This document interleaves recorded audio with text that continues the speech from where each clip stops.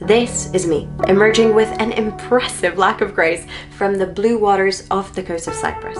According to legend, the goddess Aphrodite was born nearby, rising up from the sea foam to become one of the most enduring symbols of love and beauty. And it got me wondering, just how much love and beauty would I find here in Cyprus, her birthplace? So in this video, I'll be sharing the most impressive places and things I got to see here, starting with the Rock of the Roman. This spot to my right is the birthplace of goddess Aphrodite. Aphros means foam, so she emerged from the sea foam in this exact spot. That's the etymology favored by a lot of local tour guides because it's incredibly poetic. But while editing this video, I thought I would fact check it, by which I mean I very briefly went on Wikipedia, and I found out that this interpretation is invalid according to modern scholars, and the origin of the name Aphrodite is unclear. Nevertheless, it's a pretty incredible place to visit. In the summer, you can even go swimming nearby. While we're on the topic of swimming, here is my favorite water-based activity in Cyprus. My Instagram reel about it got 10 million views and nearly 1 million on TikTok. By the way, you can follow me on both at Girl vs Globe, Girl vs Globe. So we're currently at MUSAN Underwater Museum and we're going in wearing our wetsuits. Let's go. Doing some glamour shots now. Glamour shots, exactly, yeah. This is for my OnlyFans page, so it's all good. Shit! OnlyFans first. What do you know? You know how much people are making on there? I do! Even on this cold, relatively cloudy day, the underwater museum was beautiful. I didn't bring a GoPro, so unfortunately all I have is this clip of me looking like a floating corpse. So yeah, there you go. How was it? Great. I stupidly didn't bring a towel and I'm very cold, so I'm just putting my coat on. Fashion. Once we were done snorkeling, we headed to the harbour in Ayia, Napa and had lunch at this incredible seafood restaurant called Vassos Fish Tavern. It's been there since 1962 and genuinely everything I tried was amazing. Sushi. Salmon carpaccio. Look at all this food. Alright, now I think it's time for dessert. Right now we are inside Niki Sweet. It's a shop that this lovely lady started 36 years ago, and they do everything from fruits to vegetables. They conserve them with sugar and well, that's it. Then you eat them. Traditionally, Cypriot housewives would offer their guests homemade spoon sweets, as they call them, and Niki inherited her passion for them from her mother. Today, she employs dozens of women from her small mountain village of Agros and exports the sweets as far as Australia, Japan, and Egypt. And now we're inside the shop where all the sweets are sold. As you can see behind me, there are many varieties. Here's some pretty obvious ones like cherry, but then we move on to pumpkin. We've got watermelon, there is rose, which is grown locally. And the one I personally feel most confused by is the olive.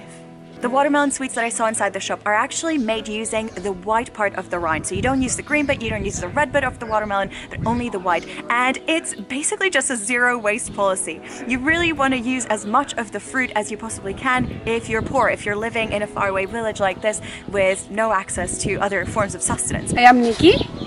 I cook in traditional sweet marmalade. I cook it about 90 different products here. 90? Yes. Wow. We're using sugar, fruits, and lemon juice, nothing else. I live here for 60 years. It's my village. I love this place. My house is there. My mom living there. We have the sun for many, many days of the years. We have snow in the winter. We have, it's nice. The best from our sweets, it's a walnut. We have only one day of the year to pick up from the tree. We're using also cinnamon and cloves for aroma. Is this one the olive? Olives. Can I try it? Yes, we have stick. Yes, please.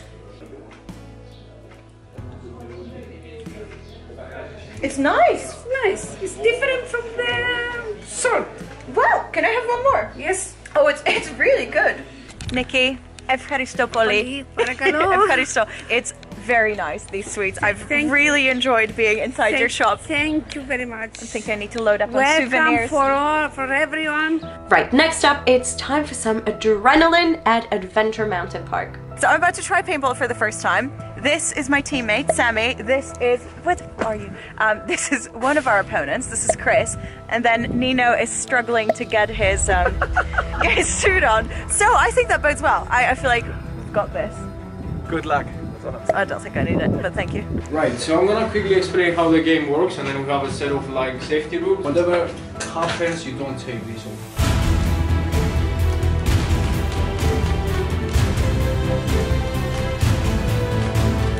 As it turns out, getting shot actually really hurts. I have injuries that are probably a little bit non-PG. I got shot on the bum a couple of times, but overall, I would say I did find it very fun, but I found it absolutely terrifying.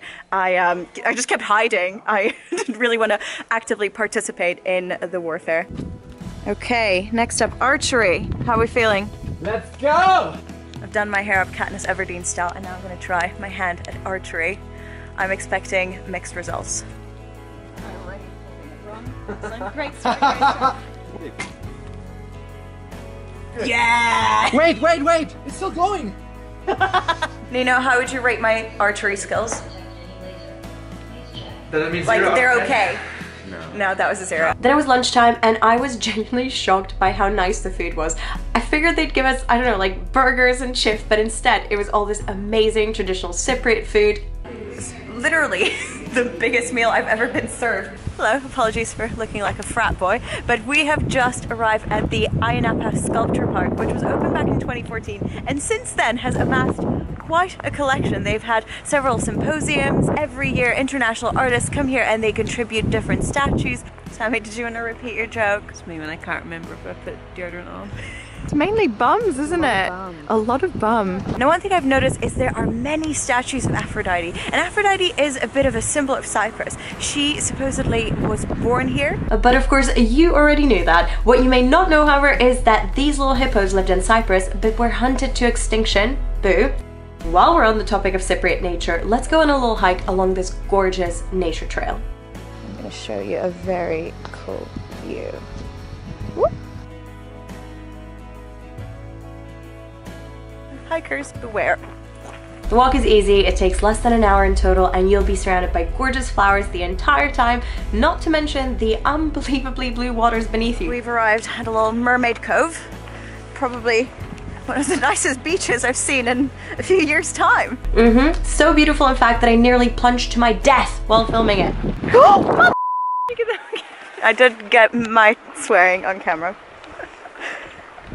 Another impressive sight you'll see on your walk is this church. We were even blessed with a rainbow and lots of cats. In fact, let me tell you more about Cypriot cats while we explore the area. Some say they were brought over by Cleopatra to get rid of poisonous snakes. Others claim it was St. Helena in 326 AD. Whatever the truth, the locals love them. In fact, the cats outnumber them. There are 1.5 million of them in Cyprus and only 1.2 million people. In fact, there's even a monastery dedicated to cats, the Holy Monastery of St. Nicholas of the Cats. We decided to treat ourselves to some ice cream. I have decided to go with 2 very challenging flavors. The top is rose, which is lovely. There's a lot of roses grown locally here in Cyprus. Actually, one of the villages we went to has really large Damascus rose production. And at the bottom, the white ice cream that you see is mastic flavored. Now, mastic is actually tree resin. If you've watched this video that I did on Greek cuisine, and if you haven't, you should, I explained a lot more about the importance of mastic in Greek cuisine and by extension Cypriot, of course. We are about to explore one of the most impressive buildings here in Larnaca. It's called St. Lazarus Church, and it dates back to the 9th century. It's a Byzantine church and has all these gold gilded icons inside it. I will admit, when you first drive into Larnaca, it's not the most impressive of cities. You just get these really nondescript tall hotel buildings. But for the past 4,000 years, it has been one of the world's most ancient, continuously inhabited cities, which is pretty impressive. And it's kind of interesting to see how it's turned from this incredibly ancient place to a tourist hotspot.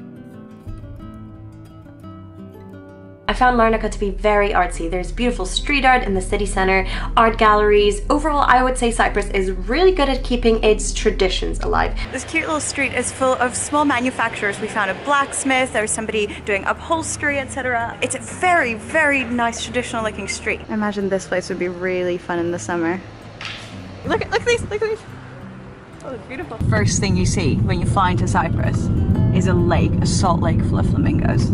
So the flamingo lake is right by the airport, which Sammy has decided to drive us to. I'm not a very good navigator. After trying and failing, we gave up on finding a parking spot next to the lake and headed to the nearby mosque instead. Okay, here's some ancient remains. I'm afraid that's all the information I currently have. Well, now I've had time to do some research, so here is some more background. The mosque is dedicated to Haram, or Hala Sultan in Turkish. She was the wife of one of Prophet Muhammad's companions, and according to some sources, she died in Larnaca and was buried nearby. The mosque is considered a holy site by Turkish Cypriot Muslims, but because it's located in the Greek non-Muslim part of Cyprus, pilgrimage visits are pretty rare. Oh, and here are some cats. Like I mentioned earlier, you will find them everywhere. Flying cats all around! Nope. Okay. Alright, lunchtime. Let me take you to a great fresh seafood restaurant with a lot of character run by this lovely man. Apparently this is a popular Fanta-like beverage here in Cyprus. Keen. This is great. Hello! Gartering salad like coleslaw, similar with coleslaw. Oh nice, I like that. We are inside the ancient caves of Paphos, and these are actually man-made. You can tell from the really regular structure of the stone, and they were built in 3000 BC, so they are veritably ancient. Okay, that was short and sweet. Next up, here's a famous shipwreck just off the coast of Cyprus. As you can see, I visited on a very windy day, so I didn't hike down to it, but it is a very cool spot, especially if you love photography. Next is another unexpected itinerary addition. Did you know that Cyprus has a banana plantations? Most of them are near Paphos, close to the caves and shipwreck we've just talked about. The bananas actually grow in groves along the highway, so it's really easy to park the car and go have a closer look. I was not expecting bananas in Cyprus.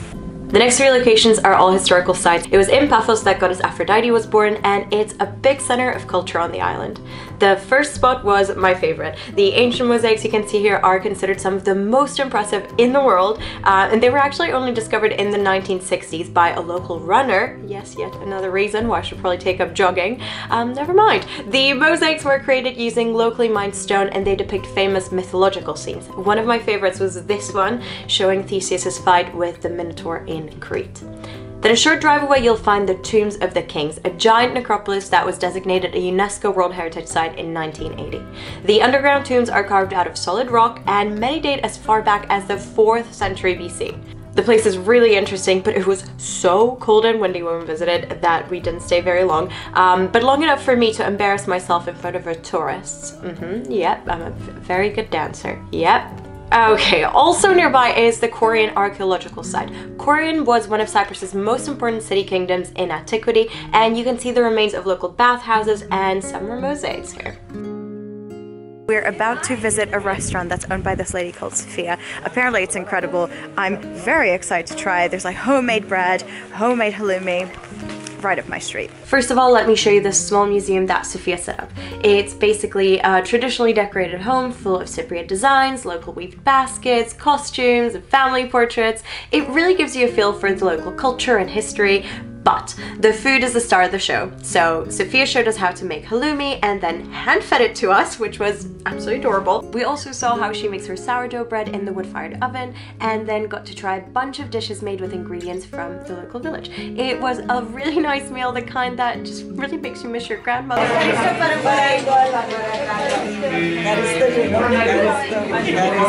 Seeing as we're talking about all these Cypriot traditions, let's go meet a basket weaver in another nearby village. Yes, hi. Yes. What do you make the baskets with? 3 kind of materials: bamboo, water reeds, and wheat. Everything is from the local, from the island, and take everything by myself 2 times a week. It's a very old house. It's from 1850, and I renovated 3 years ago. Just 1 week before the COVID, I opened the business, and after 8 days, I closed it for 2 years. All the houses, they used to have this kind of beds, but now, you know, with the new style, new fashion. Now it's IKEA. Yes. The only thing is stay here in this building. It's only the roof. It was half damaged, but I renovated by myself and I put new bamboo. 95% my business is on the tourists. My mentality now, I don't make any plans for the future. What is coming, and that's it. Cyprus coffee or Nescafe, whatever.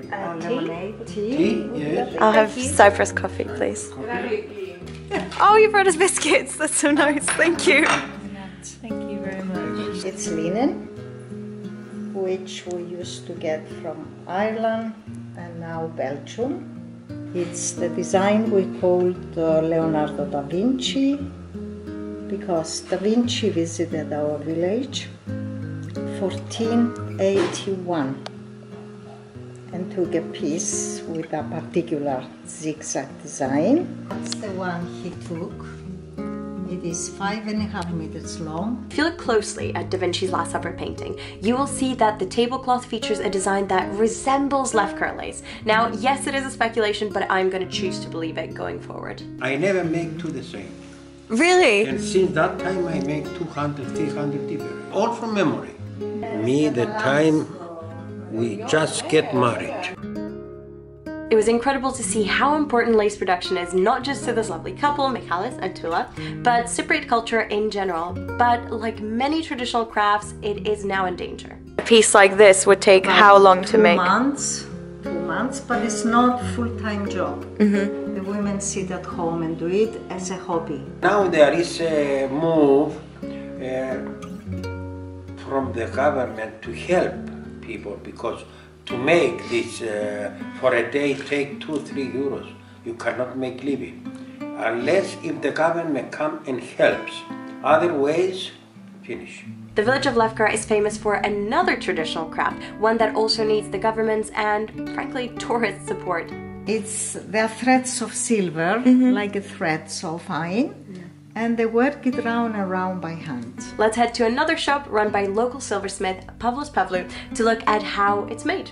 As we heard from Tula, filigree is a jewelry making method that involves twisting fine wires of silver or gold to form intricate designs. Now, based on archaeological finds in ancient Mesopotamia, filigree has been around since at least 3000 BC. I found it really interesting that a lot of the patterns resemble lace in their level of detail. They're very, very impressive. Now, Pavlos is a man of many talents, and he also paints religious icons. And I wanted to show them to you before we head to our next stop, which is a nearby Orthodox church, the Church of the Holy Cross. I've not really mentioned the politics of Cyprus in this video, namely the fact that it's split in two. There's the larger Greek Cypriot side and the Turkish Republic of Northern Cyprus. The activities on this trip were organized with the help of the Cyprus Tourism Board, and due to political reasons, they were all on the Greek side. That means I have mainly shown you Orthodox churches like this one, while the Turkish side is predominantly Muslim. If you'd like to learn more, check out Johnny Harris. He has a series on Vox called Borders, and it explains a lot. Now, more about this church. Under his feet here, there's a small hole, and they keep the small piece of the Holy Cross. In all churches in Cyprus, and I guess in other Orthodox churches, there is always this first floor. In the past, it was used only by women, because women didn't have work, and they were home with their kids. So they were going very often in the church with their kids, the babies, and they had to feed them, breastfeed them. So they had to be in a different place. After our visit, we got lunch at this place with our wonderful tour guide Thalia, who you just saw. It was probably the best meal we had on this entire trip. And then walking back, we spotted this pomegranate juice stand, and we got talking to the guy who runs it. He is an actor who used to live in London and moved to Lefkara. It's different paces, different rhythm of time. In Cyprus is like, 1 year, it's like 5 years in London. I love how alive the Cypriot culture is and how proud the locals are of their heritage. I really hope you enjoyed my little guide to the southern side of Cyprus, and if you did, give this video a like, and I will see you next Friday. Thanks for watching.